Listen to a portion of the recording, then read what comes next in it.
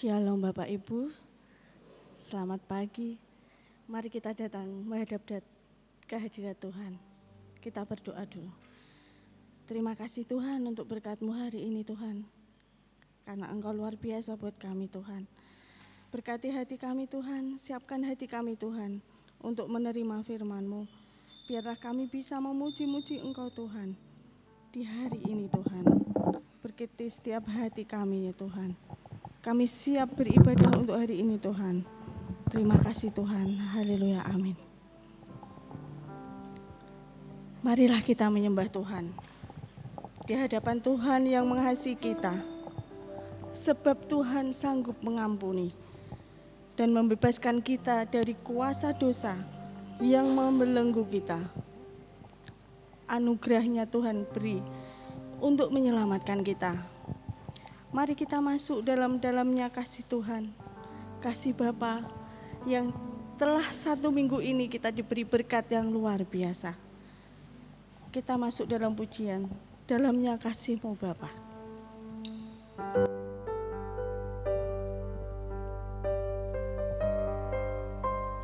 Mari kita menyatukan hati kita.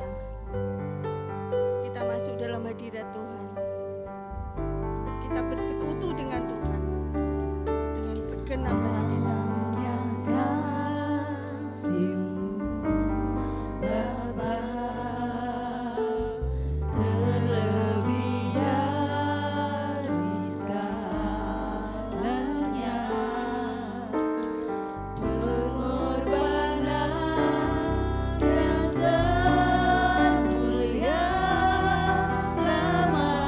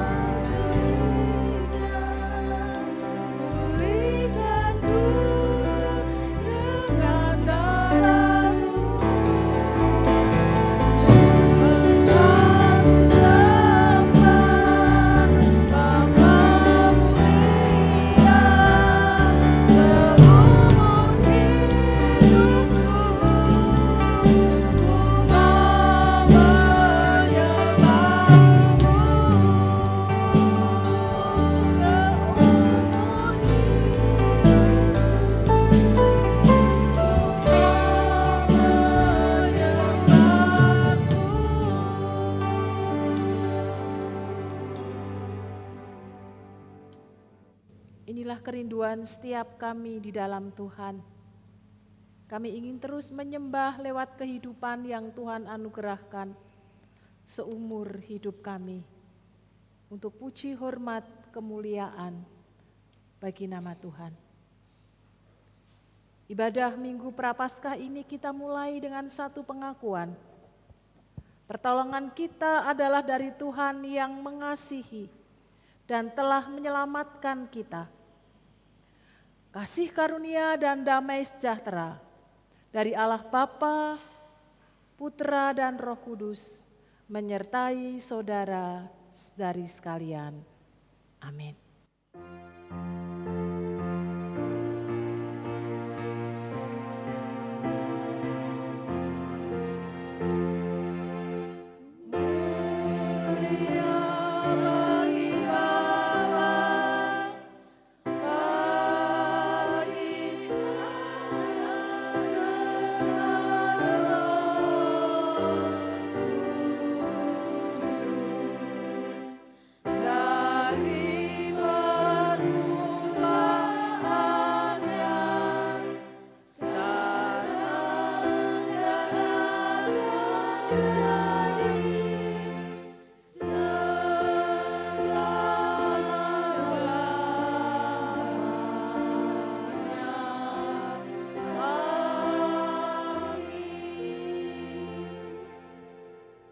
Roma pasal 6 ayat yang ke-23 demikian bunyi firman Tuhan.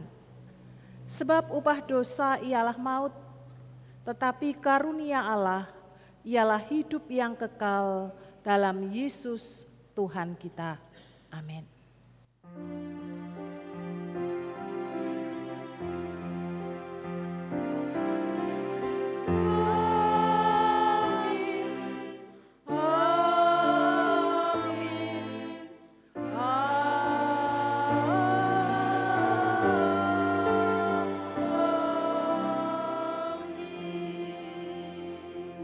Jemaat dipersilakan.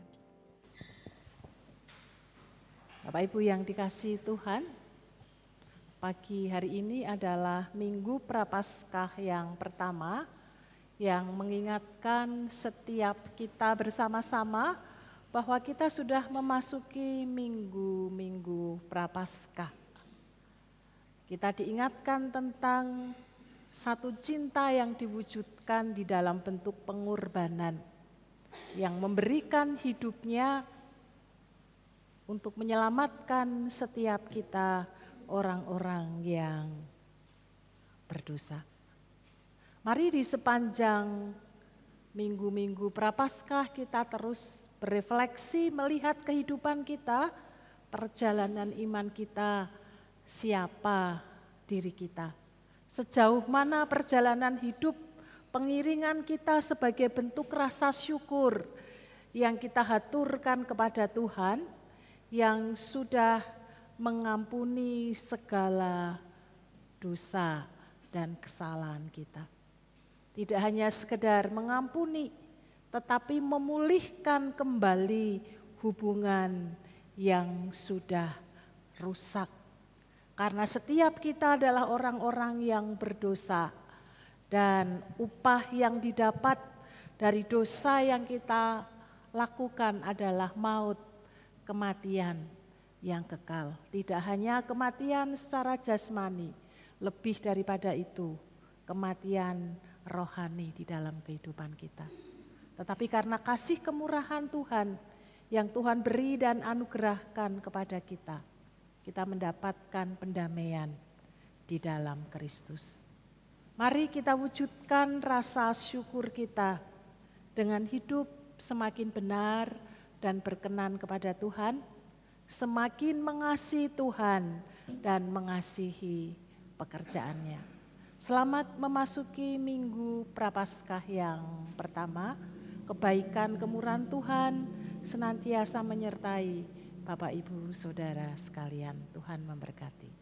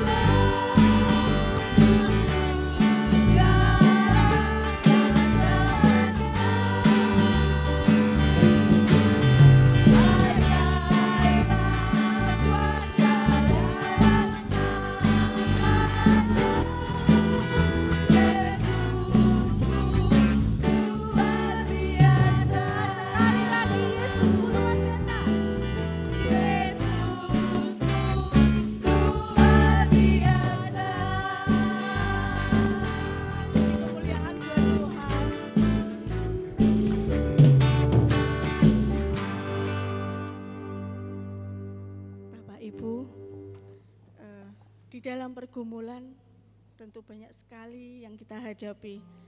Mungkin dalam seminggu ini banyak juga pergumulan-pergumulan hidup yang mungkin kita lupa, kita wirawiri ke sana ke sini, tapi kita lupa kalau kita punya Tuhan Yesus, punya Allah yang baik. Hari ini kita mau datang ke altarnya, kita bertanya kepada Tuhan Yesus, apa yang harus kita perbuat?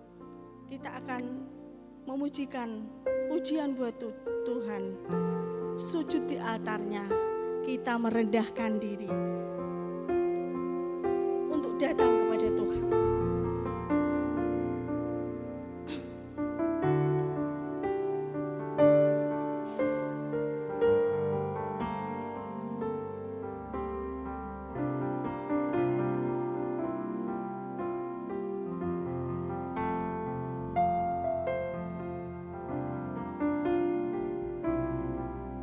Bila hati terasa berat, tak seorang pun mengerti bebanku.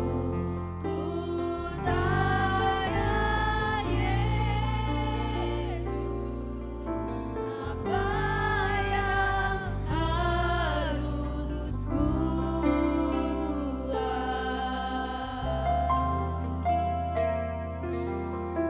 Dia berfirman, mari datanglah.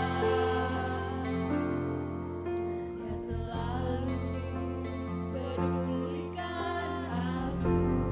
Ku datang Yesus, Dia pikul segala bebanku. Sujud di altarnya, ku bawa hidupku,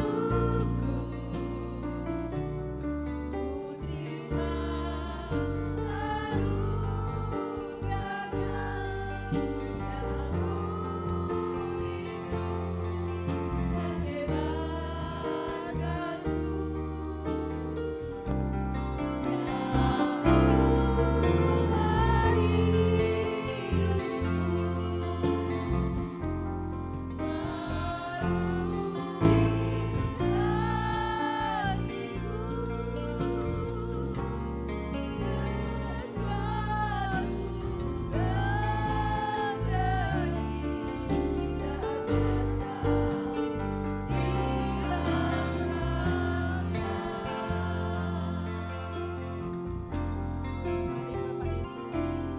Kita pujikan dengan kerendahan hati, kita pujikan dengan segenap hati kita.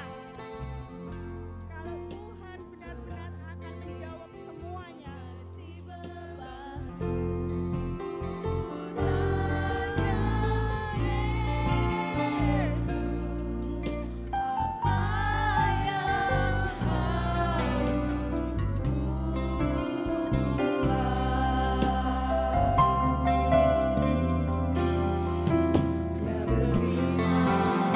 mari datanglah.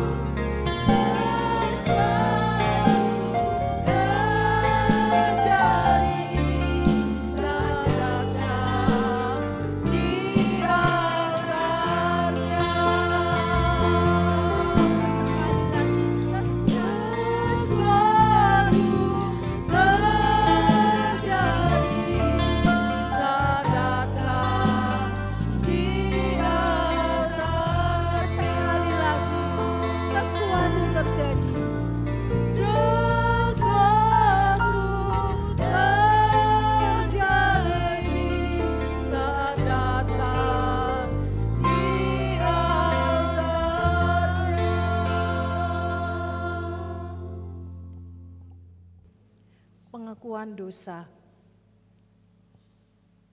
Saudara kita adalah pribadi yang rapuh dan selalu jatuh ke dalam dosa. Kita tidak layak menghampiri Tuhan. Kita dilayakkan dengan darah-Nya yang tercurah membasuh dosa-dosa kita. Hanya lewat darah Kristus yang tercurah, yang sanggup mengampuni segala dosa dan pelanggaran kita. Mari kita melantunkan pujian darah-Mu Yesus, sucikan daku.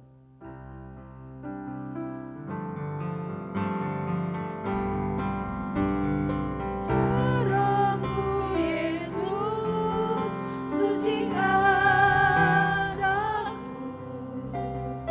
Darah-Mu Yesus, bebaskanku. Darah-Mu Yesus, ubahkan daku. Ku dijadikan baru. Saya memberi kesempatan kepada Bapak Ibu Saudara secara pribadi mengakui dosa dan pelanggaran kita di hadapan Tuhan. Mari kita tundukkan kepala.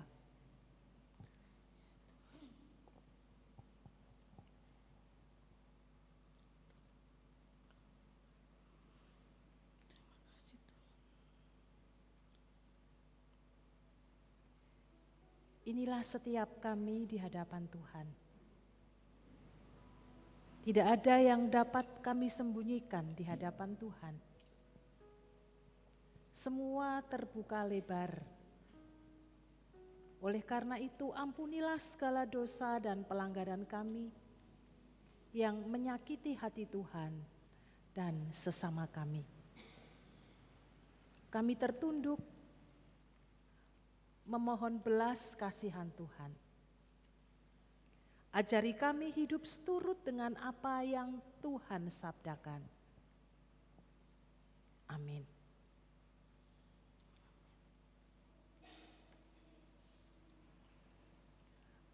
Berita anugerah. Yohanes pasal 3 ayat 16 sampai dengan ayat yang ke-17.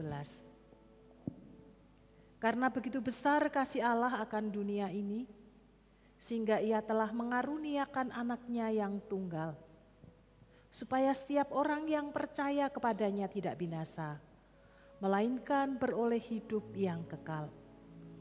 Sebab Allah mengutus anaknya ke dalam dunia, bukan untuk menghakimi dunia, melainkan untuk menyelamatkannya oleh Dia. Inilah petunjuk hidup baru bagi setiap kita orang-orang yang percaya kepada Kristus. Yakobus pasal 4 ayat yang ke-8. Mendekatlah kepada Allah, maka Ia akan mendekat kepadamu.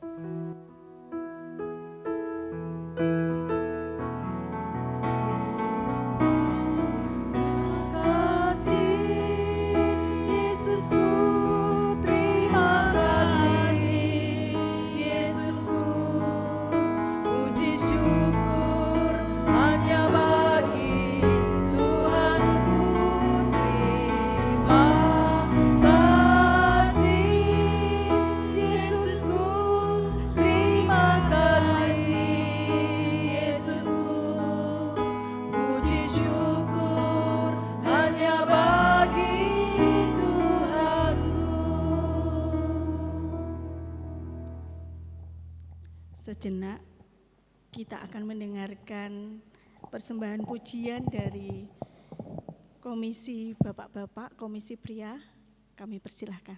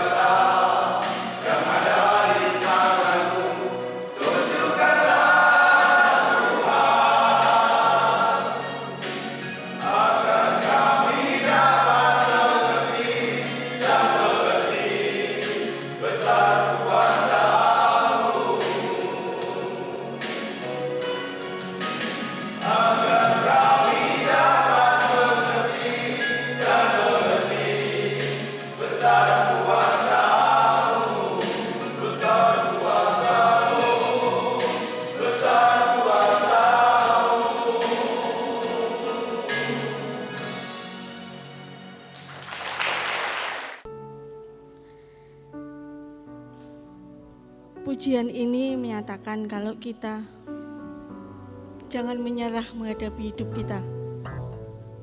Walaupun kita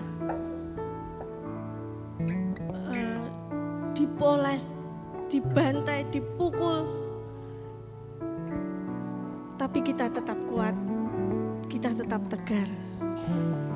Walaupun kita ditinggal sama orang-orang yang kita cintai mungkin, atau banyak pergumulan hidup yang lainnya, kita tetap tidak akan menyerah. Karena ada Tuhan, karena ada Alkitab yang setiap hari kita baca, sehingga menguatkan iman dan hati kita. Dan kita semakin dekat dengan Tuhan.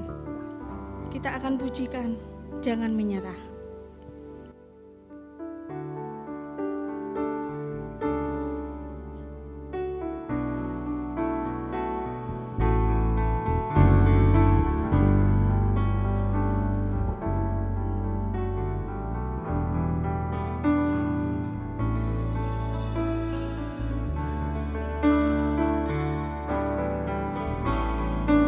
Tak pernah janji langit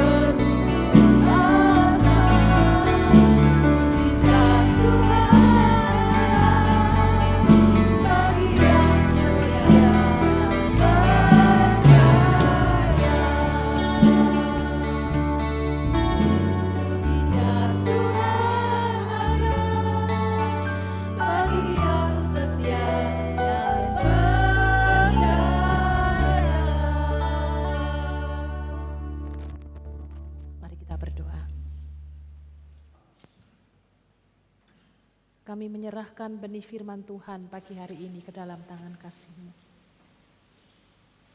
Roh Kudus yang akan mengurapi setiap kami, baik hamba-Mu yang menyampaikan maupun sidang jemaat yang mendengarkannya. Kami dapat menangkap isi hati Tuhan. Hati kami mendapatkan pencerahan, sehingga akan mengubah sikap dan perilaku kami, cara pandang kami, dalam kehidupan yang Tuhan beri dan anugerahkan kepada kami, semakin lebih baik dan berkenan kepada Tuhan.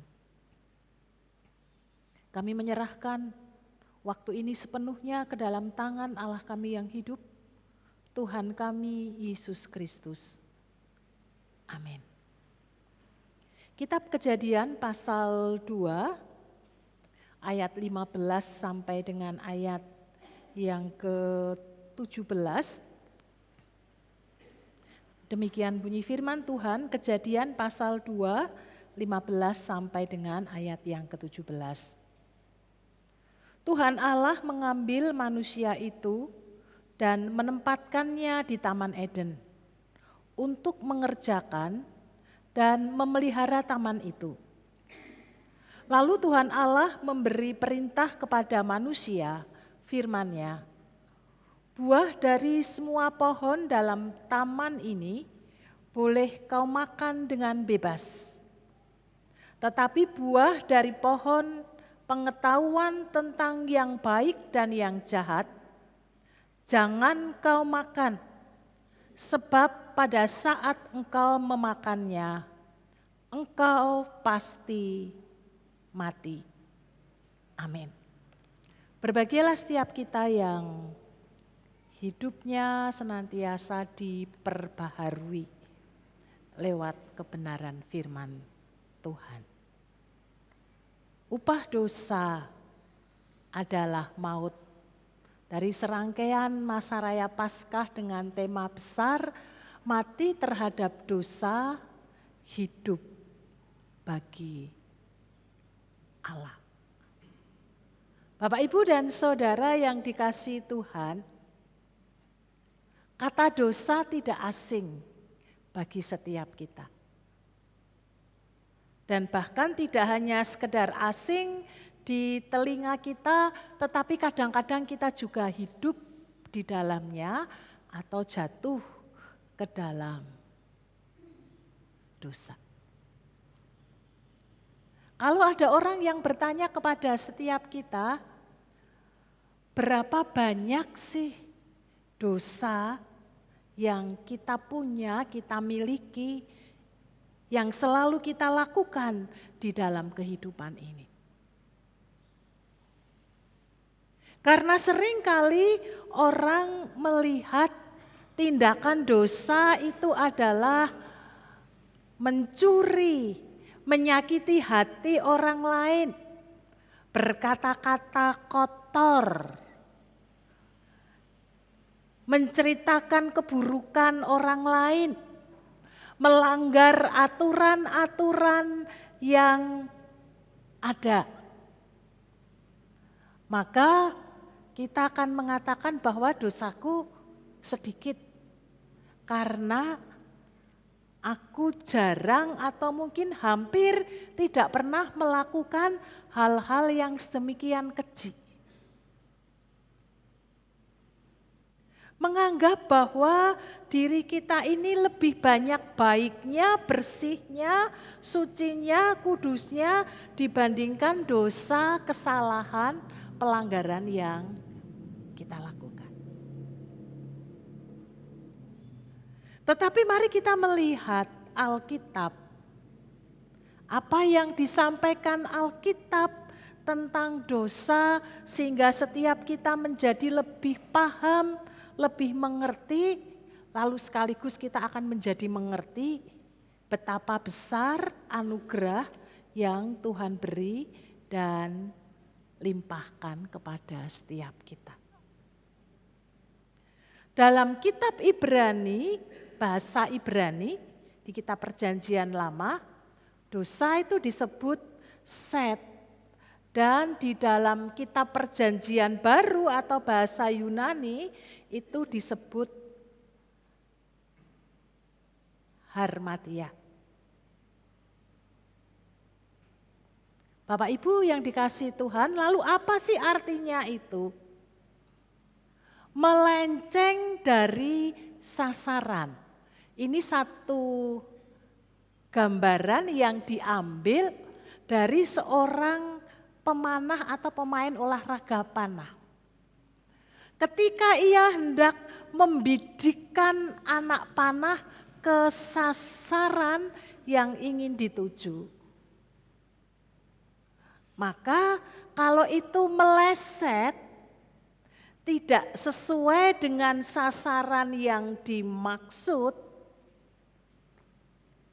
maka itu disebut dosa.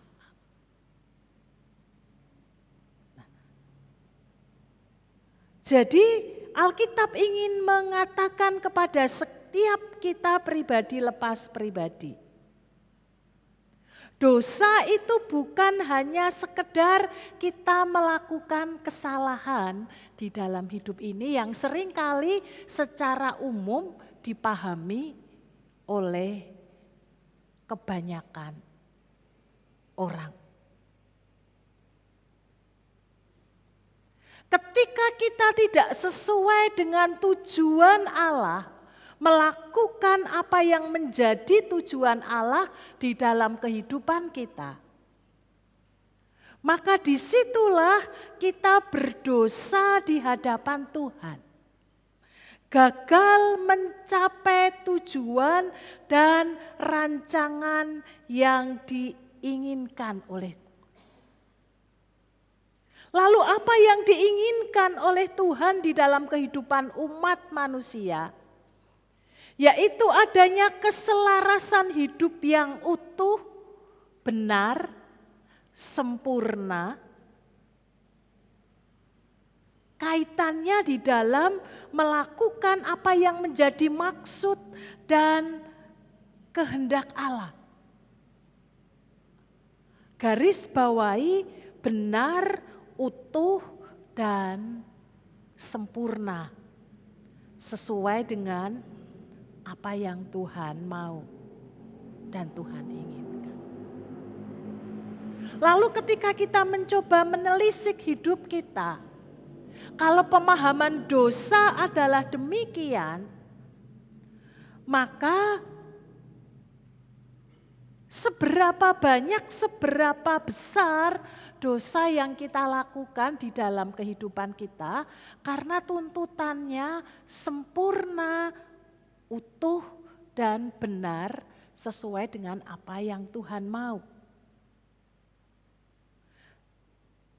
Dan kalau ini yang menjadi standarnya, maka hari-hari yang kita jalani, hidup yang kita kerjakan, yang kita lakukan, sedikit pun tidak ada yang benar, sedikit pun tidak ada yang berkenan di hadapan Tuhan.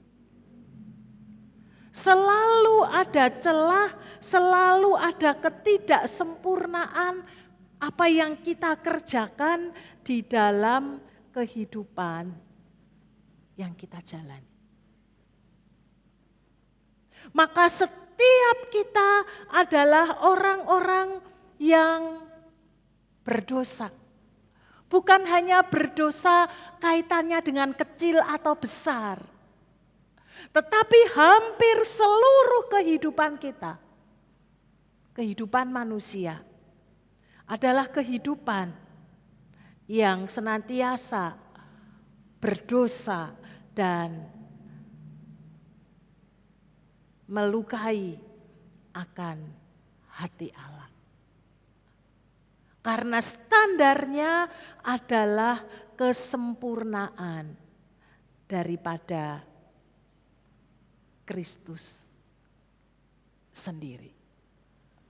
Dan kalau firman Tuhan katakan upah dosa adalah maut, upah dosa adalah kematian, maka setiap waktu, setiap saat maut itu, kematian itu selalu ada di dalam kehidupan setiap kita. Tidak hanya menunggu hari, jam, menit, detik bahkan. Karena selalu kita bergulat di dalam hidup ini dengan ketidaksempurnaan di dalam kehidupan setiap kita. Karena upah dosa itu adalah maut. Dosa menghasilkan kematian bagi setiap kita pribadi lepas pribadi. Sehingga Alkitab menyatakan, sebab pada saat engkau memakannya, engkau pasti mati. Engkau pasti mati. Bapak, Ibu, dan Saudara, kalau sekilas kita membaca ini, mencernak dengan akal budi kita, lalu mencernak dengan pemahaman yang kita punya dan kita miliki sekarang.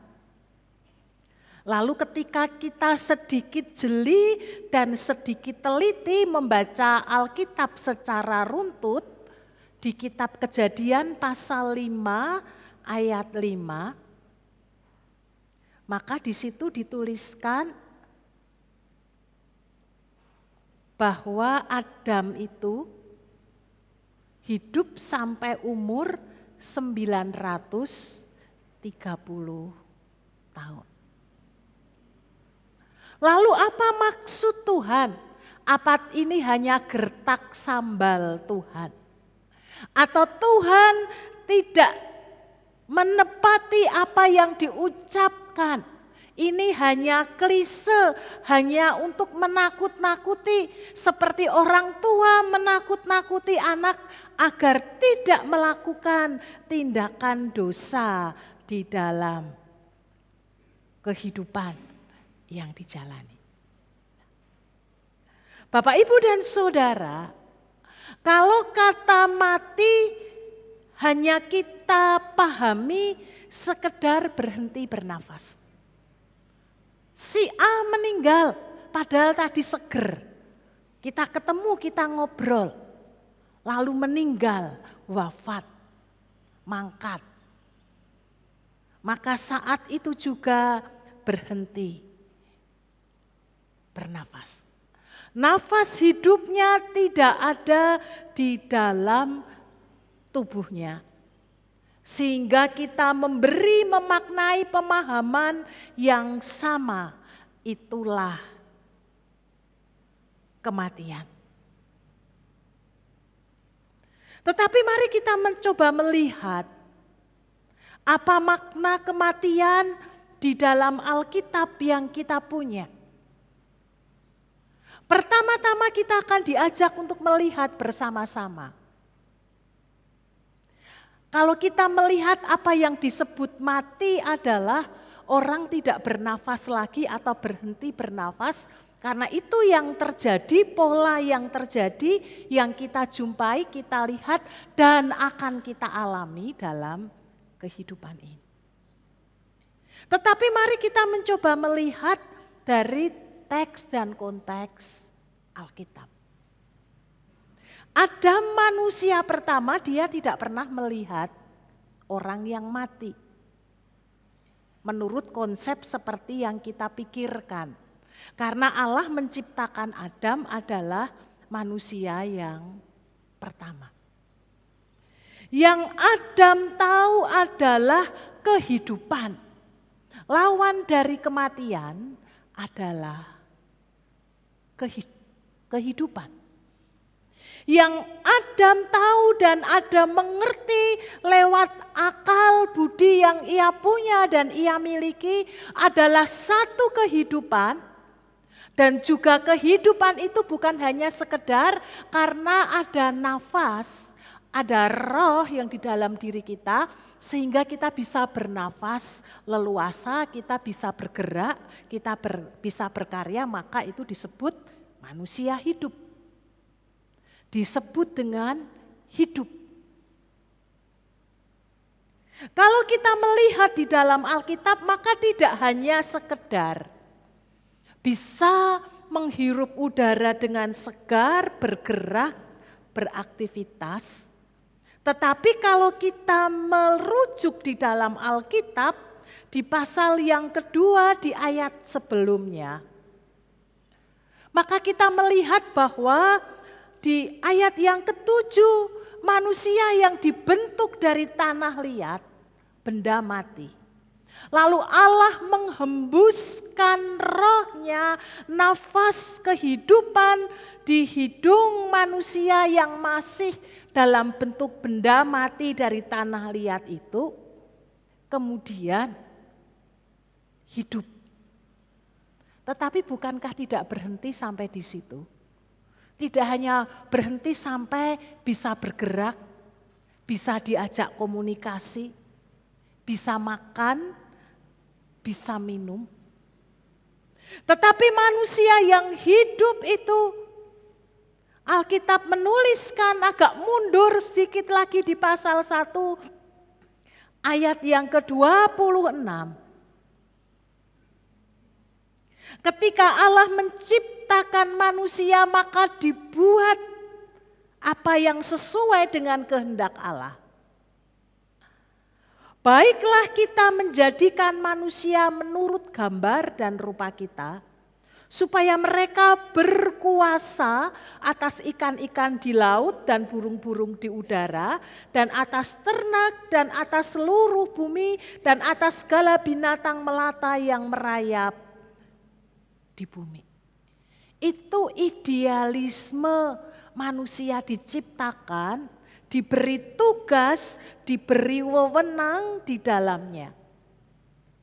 Dan di pasal 2 di ayat yang ke-15, lewat akal budi yang Tuhan beri dan anugerahkan, diberi wewenang, diberi kebebasan untuk mengatur sedemikian rupa.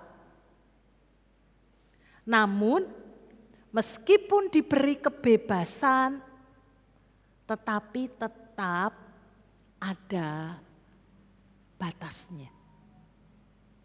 Meskipun diizinkan memakan semua tanaman buah dari pohon yang ada di Taman Eden, tetapi ada batasannya,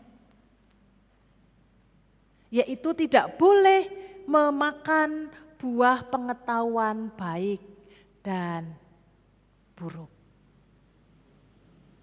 Ada batasan yang Tuhan beri. Dalam kehidupan ini bukankah Tuhan juga memberikan kebebasan kepada setiap kita untuk mengekspresikan diri, untuk mengekspresikan iman, untuk berkarya di dalam kehidupan setiap kita. Tetapi tetap ada batasan-batasan, ada aturan-aturan, ada frame yang menjadi batas di dalam hidup kita. Sama seperti satu contoh sederhana kepada anak-anak kita. Kamu boleh main apapun, asal masih ada di dalam rumah dan pekarangan rumah. Tidak boleh keluar dari pagar. Kalau keluar dari pagar, maka sudah melanggar kesepakatan, aturan yang dibuat. Manusia diberi kebebasan, keleluasaan di dalam hidupnya, tetapi ada batasan yang Tuhan beri. Kita ini terbatas atau dibatasi oleh sesuatu karena kita ini manusia, kita ini bukan Allah, kita ini Tuhan. Hati kita terbatas, keinginan kita terbatas, kehendak kita juga terbatas. Karena seringkali ketika kita diberi kebebasan seluas-luasnya, maka kita sulit untuk dikendalikan, maka kita akan keluar dari jalur yang ada. Tuhan tahu itu, Tuhan mengerti itu. Sehingga rambu-rambu itu diberikan. Ketika nanti mereka makan, maka sudah diberitahu, Adam sudah diberitahu. pasti engkau mati. Lalu mati itu apa? Bapak, Ibu, dan Saudara, tidak hanya sekedar rohnya lepas dari tubuh kita sehingga kita mengalami kematian. Kembali kita merujuk kepada Alkitab bahwa yang Adam dan Hawa tahu adalah kehidupan.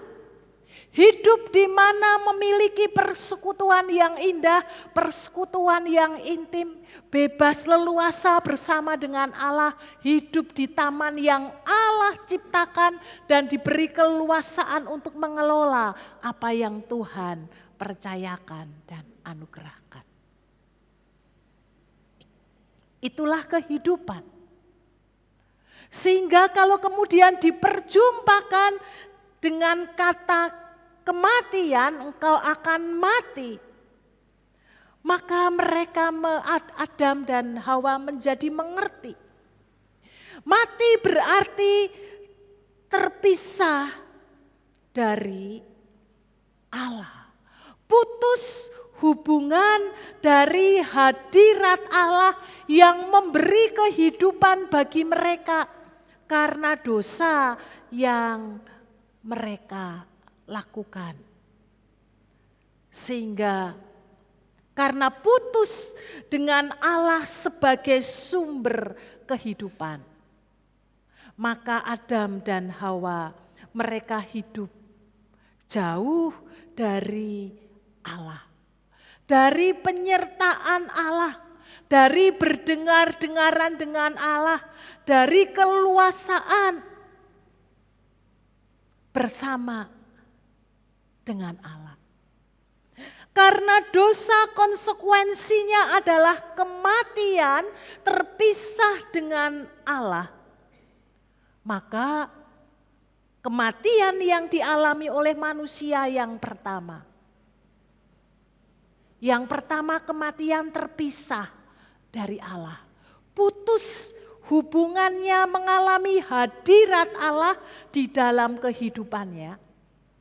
Dan yang kedua, kalau kita melihat juga merujuk di dalam Alkitab, maka dituliskan mereka akan bekerja keras, berlelah-lelah, lalu mereka akan kembali karena mereka diciptakan dari debu kembali kepada debu. Mereka akan mengalami satu proses kematian secara jasmani. Dan itu tidak dipungkiri oleh setiap kita.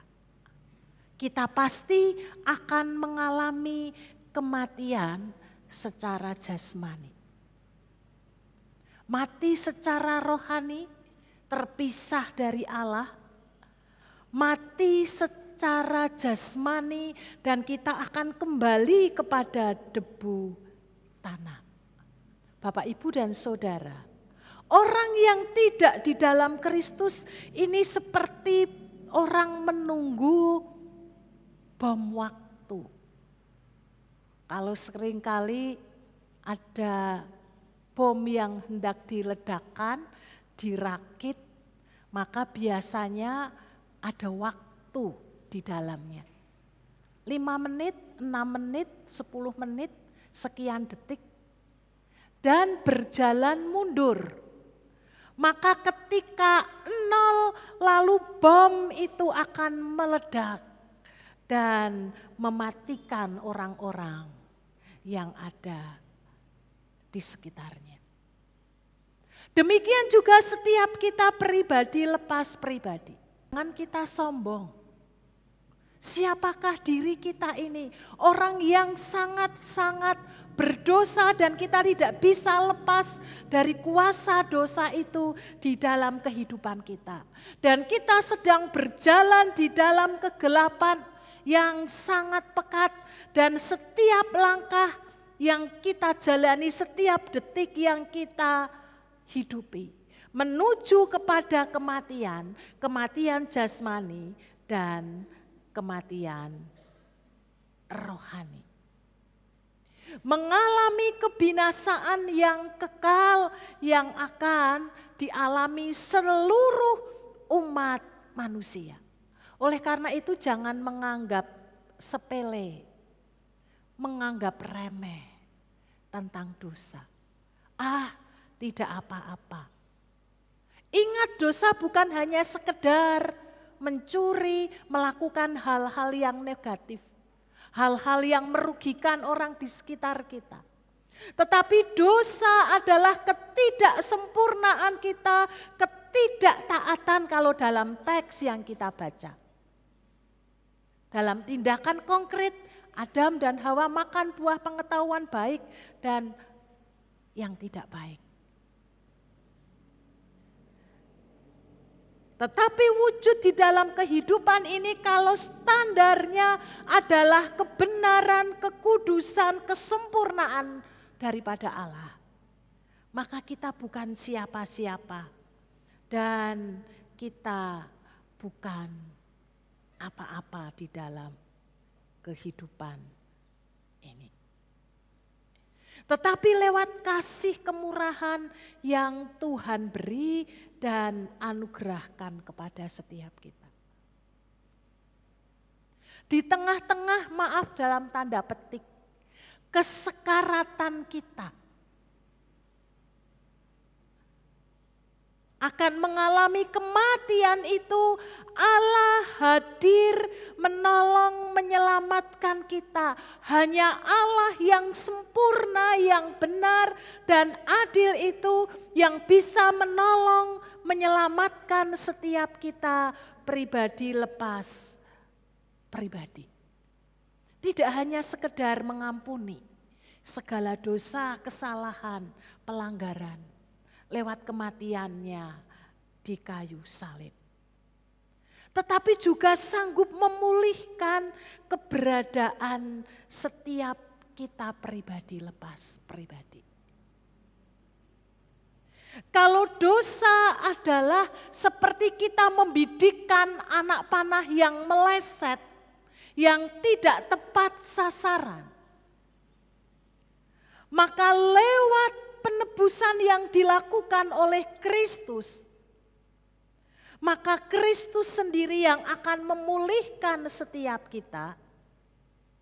Kristus sendiri yang akan memampukan setiap kita, sehingga kita bisa membidik dengan benar lewat anak panah yang ada di tangan kita dan mengenai tepat sasaran, yaitu melalui Kristus yang telah mati.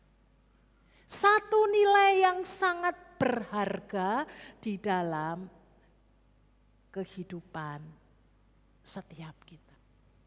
Sekali lagi tidak hanya sekedar mengampuni, tetapi juga memulihkan, bahkan mengubah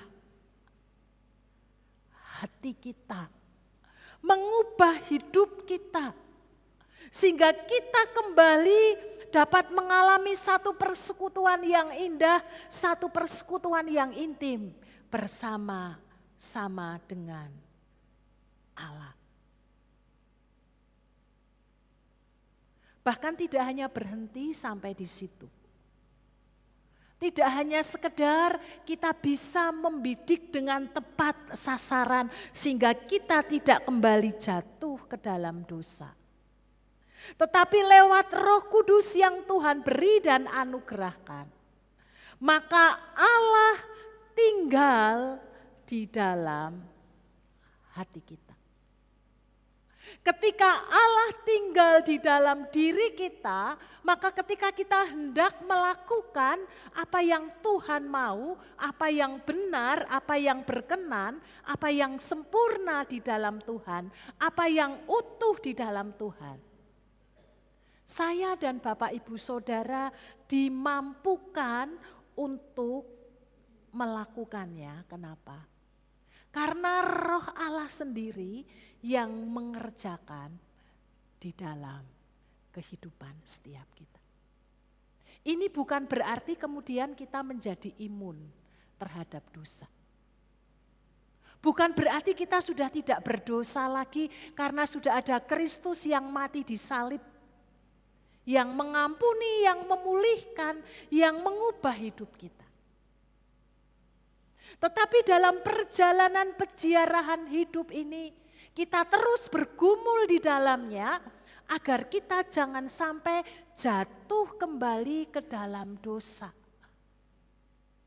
Terpisah daripada Allah. Mari kita menjaga hati kita, menjaga hidup kita.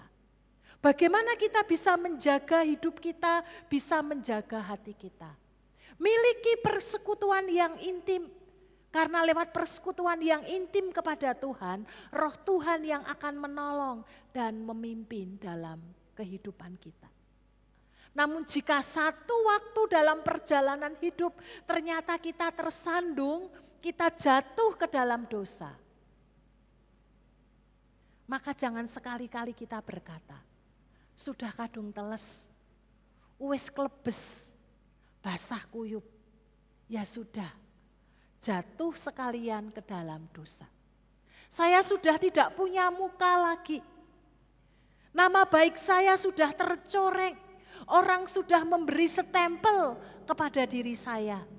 Maka sekalian saya terjun di dalamnya. Bapak, Ibu, dan Saudara, jangan sekali-kali kita memiliki hati bahkan pikiran di dalam diri kita. Ingat tentang penebusan yang begitu mahal, yang begitu rupa dilakukan oleh Tuhan. Sekali dan itu berlaku untuk selama-lamanya. Mari dengan kerendahan hati, kita datang kepada Tuhan, kita memohon pengampunannya, agar Tuhan menolong kita kembali memulihkan hidup kita. Kembali mengubah hati kita. Memiliki hati seperti Kristus sampai kapan?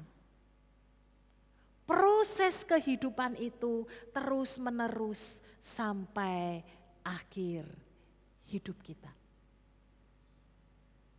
Mari jangan sia-siakan kasih karunia dan anugerah yang Tuhan beri.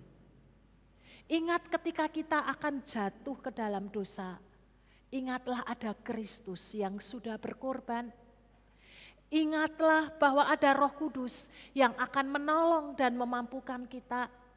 Dan berserulah kepadanya untuk meminta pertolongan kepadanya. Mari kita semakin hidup sungguh-sungguh di dalam anugerah kasih karunia yang Tuhan beri kepada kita. Karena ketika kita menggampangkan, menganggap ringan, menganggap remeh tentang dosa, maka kita juga diingatkan sekali lagi. Ingat, pasti kita akan mengalami kebinasaan. Kita akan mengalami kematian, kita akan mengalami maut, dan maut itu datang sewaktu-waktu yang kita tidak pernah tahu dan kita tidak pernah mengerti. Tetapi kalau kita hidup di dalam kasih kemurahan Tuhan, kita mengarahkan hidup kita, mengizinkan Roh Kudus bekerja penuh di dalam kehidupan kita. Kita ngikut saja, kita nurut saja apa yang Roh Kudus mau untuk kita kerjakan. Maka kehidupan Bapak, Ibu, Saudara akan menjadi kehidupan yang baik-baik saja. Akan mengalami pengalaman iman, mengalami kehidupan Kristus seperti rancangan Allah yang mula-mula. Hidup menjadi benar dan berkenan karena Kristus yang tinggal di dalam kehidupan setiap kita. Biarlah lewat perenungan firman Tuhan di pagi hari ini akan menolong setiap kita pribadi lepas pribadi. Jangan biarkan dosa menguasai hati kita. Karena dosa itu sudah dikalahkan. Sengat maut sudah dipatahkan. Tetapi mari kita menyerahkan hidup kita. Agar Kristus sendiri lewat Roh Kudus-Nya yang memimpin dan menuntun kita. Mari kita menjaga hati kita, menjaga hidup kita. Agar tidak kembali jatuh kepada lubang yang sama, yaitu dosa yang tidak berkenan kepada Tuhan. Amin. Mari kita tundukkan kepala, kita datang kepada Tuhan. Kami mengucap syukur untuk kebenaran firman Tuhan di pagi hari ini. Mata jasmani dan mata rohani kami dicelikkan. Betapa mengerikannya kehidupan di luar Kristus. Betapa kami tidak sanggup untuk bisa menyelamatkan diri kami sendiri karena standar untuk mengalami pemulihan hidup. Mengalami Kristus adalah kekudusan, kebenaran, keutuhan, kesempurnaan Allah sendiri. Dan kami mengucap syukur karena lewat kasih karunia Kristus, lewat pengorbanan dan kematian Kristus, kebangkitannya kami menjadi menang. Sehingga kami dibebaskan, kami dilepaskan. Roh Kudus bantu kami di dalam hari-hari dan hidup yang kami jalani. Agar kami tidak jatuh kembali ke dalam dosa. Roh Kudus bantu kami untuk kami boleh mengerti dan memahami tentang anugerah Tuhan. Dan jikalau dalam perjalanan hidup kami, hari-hari yang sudah kami jalani, ternyata kami berdosa di hadapan Tuhan. Kami tidak serius di dalam Tuhan. Kami mohon Roh Kudus menolong kami. Roh Kudus membantu kami. Agar kembali kami bangkit dan dipulihkan, tunduk di bawah kaki Kristus, mengakui segala dosa, kesalahan dan pelanggaran kami, sehingga kematian kekal, maut tidak berkuasa lagi atas hidup setiap kami.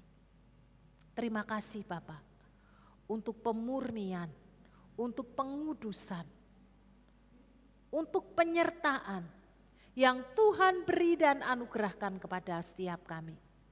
Sehingga hari-hari ke depan yang kami jalani, kami terus berjalan bersama Kristus dan ada dalam rengkuhan kasih Kristus. Amin. Terima kasih atas berkatnya untuk Bu Utari, kiranya Tuhan memberkati setiap pelayanannya.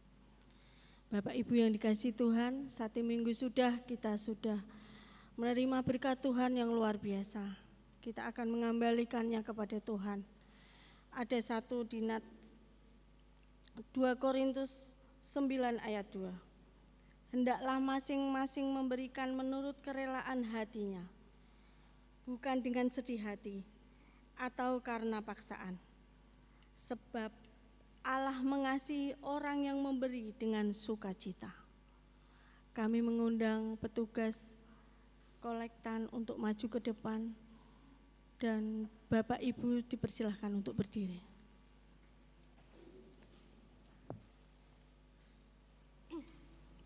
Segala puji syukur hanya bagi-Mu Tuhan. Terima kasih Tuhan, Engkau telah memberkati kami sepanjang minggu ini Tuhan, bahkan hari ini Tuhan. Sebentar Tuhan, kami mau mengembalikan hak-Mu Tuhan. Kiranya Tuhan memberkati setiap apa yang kami berikan Tuhan. Berkati juga Tuhan setiap saudara-saudara kami yang telah memberikan perpuluhan, ucapan syukur di hadapan Engkau Tuhan.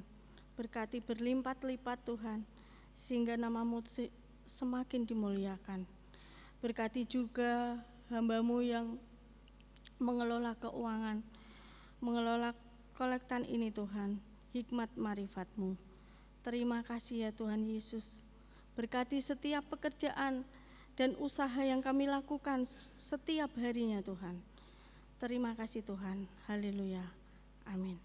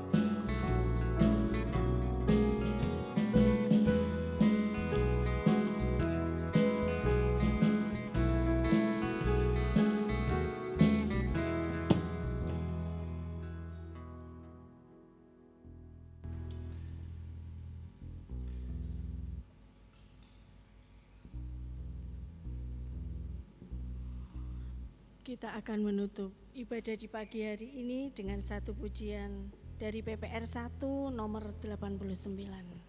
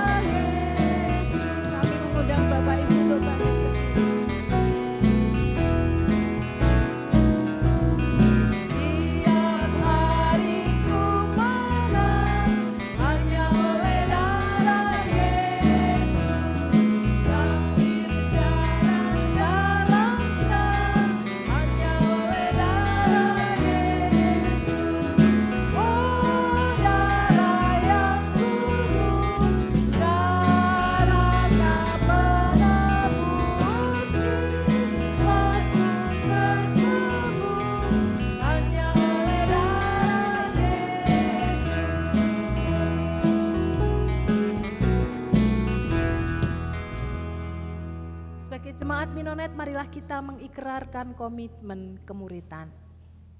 Kami bersaksi bahwa tidak seorang pun dapat sungguh-sungguh mengenal Kristus, kecuali ia mengikutinya setiap hari dalam kehidupan.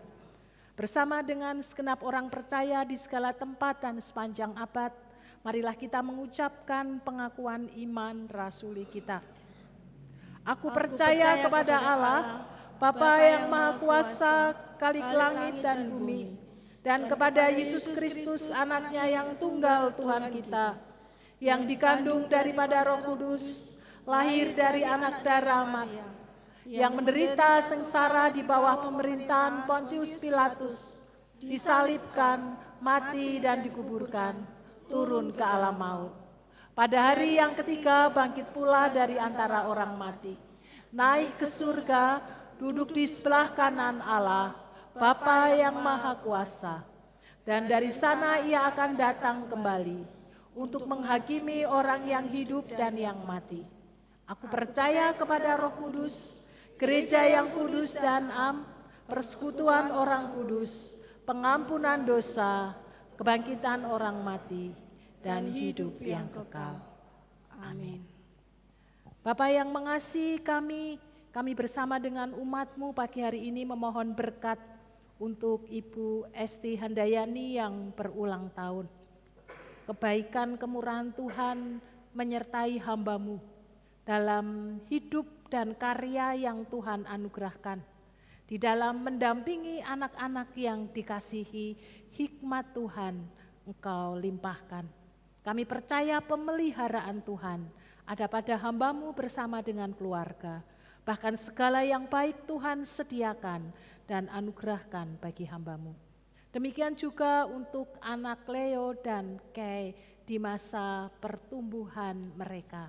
Kami membawa anak-anak yang kami kasihi ini ke dalam tangan kasih-Mu. Sejak kecil anak-anak kami dapat mengerti dan percaya kepada Kristus yang menjadi Tuhan di dalam hidupnya. Dan anak-anak kami mendapatkan teladan iman dari kedua orang tua dan juga kakak-kakaknya. Kami menyerahkan ke dalam tangan kasih-Mu agar anak-anak kami ini sungguh ada dalam perlindungan Tuhan. Masa depan anak-anak kami serahkan ke dalam tangan kasih-Mu. Demikian juga kami menyerahkan gereja kami dengan segala program yang sedang kami rancangkan dan hendak kami kerjakan. Kami membawa ke dalam tangan kasih-Mu. Baik kepanitiaan yang terbentuk, kami juga menyerahkan ke dalam tangan kemurahan Tuhan yang akan menolong setiap panitia, sekaligus sidang jemaat dapat mendukungnya, sehingga apa yang hendak kami kerjakan bersama-sama menjadi berkat dan mendatangkan berkat bagi setiap kami jemaat-Mu. Kami juga menyerahkan untuk setiap pergumulan hidup, baik berkaitan dengan sakit, penyakit, pasangan hidup, kehidupan berkeluarga, pekerjaan, masa depan. Apapun yang sedang digumulkan anak-Mu, kami sehati memohon berkat Tuhan, pertolongan Tuhan, penguatan yang datangnya daripada Tuhan. Bahkan jalan keluar akan Tuhan beri, sehingga anak-anak-Mu sungguh boleh mengalami kelegaan yang datangnya daripada Tuhan. Terima kasih untuk pimpinan dan tuntunan Tuhan, tidak hanya bagi hidup kami secara pribadi, bagi keluarga gereja, tetapi juga bagi bangsa dan negara kami. Kami mempercayakannya di dalam nama Tuhan Yesus Kristus yang menjadi Tuhan dan Tuhan di dalam hidup setiap kami. Jemaat yang dikasihi Tuhan, arahkanlah hatimu, kembalilah dalam kehidupanmu sesehari, dan terimalah berkat yang datangnya daripada Tuhan. Kasih karunia Tuhan Yesus Kristus, kasih Allah Bapa dan persekutuan Roh Kudus akan menyertai perjalanan hidupmu. Apa yang engkau kerjakan dibuat Tuhan menjadi berhasil dan mendatangkan damai sejahtera di dalam hidupmu sekarang sampai selama-lamanya. Amin.